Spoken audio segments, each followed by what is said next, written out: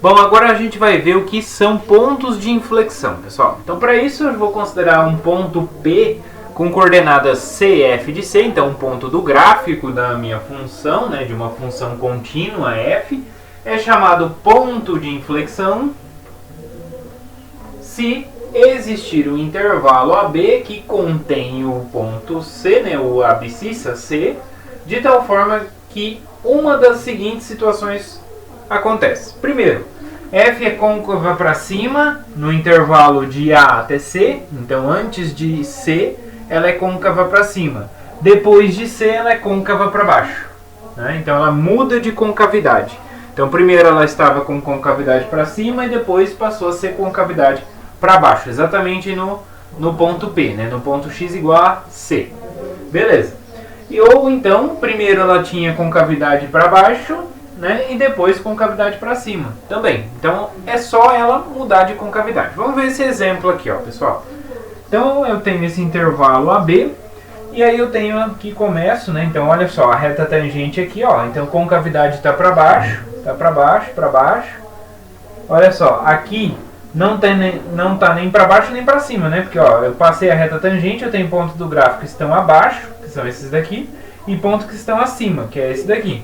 Então não satisfaz nenhum nem outro, esse ponto aqui, né? E aqui, depois desse ponto, quando a gente passa as retas tangentes, vai estar tudo para cima. Então ela mudou, né? Tava para baixo, passou para cima, né? Então aqui é um ponto onde muda a concavidade. Se ela muda a concavidade, é um ponto de inflexão, tá bom? Então esse aqui é um ponto de inflexão.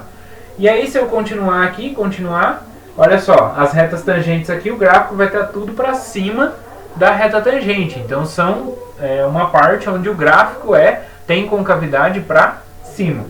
Até chegar nesse ponto aqui, ó. Esse ponto o gráfico faz um bico, então ela não é derivável nesse ponto, tá? Mas olha só, estava com concavidade para cima, cheguei nesse ponto. A partir desse ponto, olha só, a reta tangente, então a concavidade passa a ser para baixo. Aqui a concavidade está para baixo. De um lado ela está para cima, do outro está para baixo. Então quer dizer que nesse ponto aqui também é um ponto de inflexão.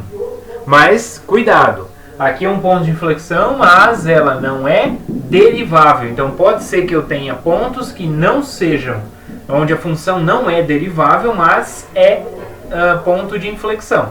Então cuidado. Depois, a partir daqui, aqui eu tenho então concavidade para baixo e aqui concavidade para cima. Então aqui mudou a concavidade, né? Estava para baixo, passou para cima. Então aqui é uma mudança de concavidade.